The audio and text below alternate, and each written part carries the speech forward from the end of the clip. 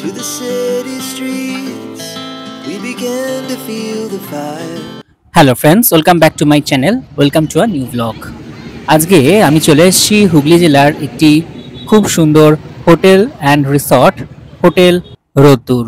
চলুন ভিতরে প্রবেশ করা যাক এবং আমাদের অভিজ্ঞতা কেমন সেটা আপনাদের সাথে শেয়ার করব। অবশ্যই সঙ্গে থাকবেন।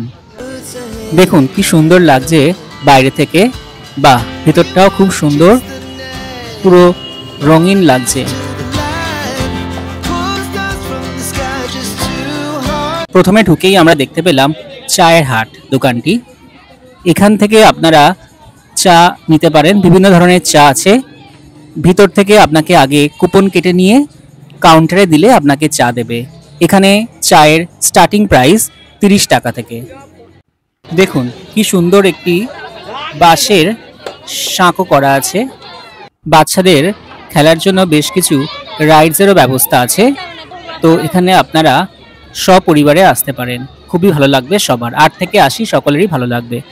দেখুন চারিপাশ এত সুন্দর রঙিন আলোয় সাজানো, যেন একটা মায়াবী পরিবেশ তৈরি করেছে। দেখুন এরকম সুন্দর সুন্দর ছোট ছোট কুটির করা আছে, যেখানে বসে আপনারা খেতে পারবেন। এছাড়াও আপনারা এসি রুম আছে, সেখানেও বসে খেতে পারবেন।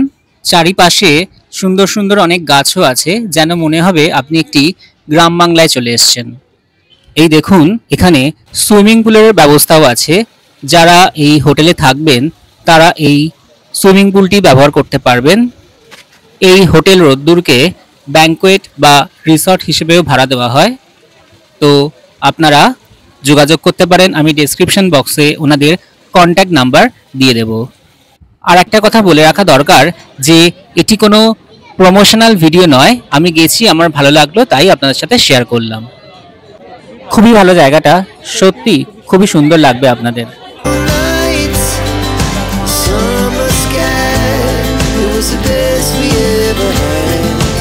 সত্যি খুবই ভালো, আমাদের এক্সপিরিয়েন্স খুবই ভালো।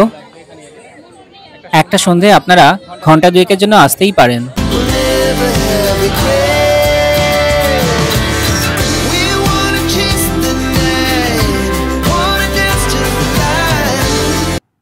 তো আমি আজকে এসেছিলাম কলাছড়ার হুগলি জেলার হোটেল রোদ্দুরে। তো এসেই দেখেই মনে হচ্ছে পরিবেশটা খুবই সুন্দর, সত্যি খুবই ভালো লাগছে। তো আপনারা এখানে কিভাবে আসবেন? যারা ট্রেনে করে আসবেন তারা ডানকুনি জাংশন স্টেশন থেকে নেবে মিনিট 15 রাস্তা। আপনারা বাসে, অটোয় বা টোটো করে চলে আসতে পারেন। যারা গাড়ি নিয়ে আসবেন তারা ডানকুনি থেকে অহল্যাবাই রোড ধরে আপনারা কলাছড়ায় এলেই এই হোটেল পেয়ে যাবেন। এই অহল্যাবাই রোড কলাছড়া, মোশাট, শিয়াখালা হয়ে সোজা চলে যাচ্ছে আরামবাগ। যারা বাসে আসবেন তারা 26 নম্বর বাসে করে আসতে পারেন। যারা দূর থেকে আসবেন তারা এখানে একদিন থাকতে পারেন এবং এখান থেকে বেশ কিছু জায়গা আপনারা ঘুরে দেখতে পারেন।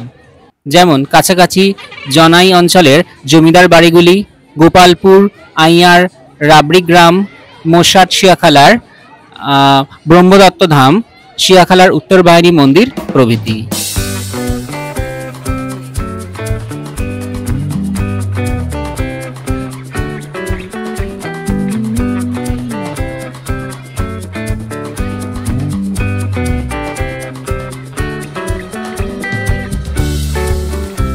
তো আমরা স্ন্যাক্স হিসেবে নিয়েছিলাম চিকেন রেশমি কাবাব, কোয়ালিটি মোটামুটি ঠিকঠাক।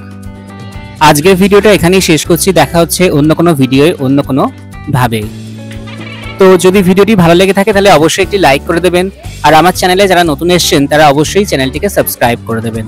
ধন্যবাদ।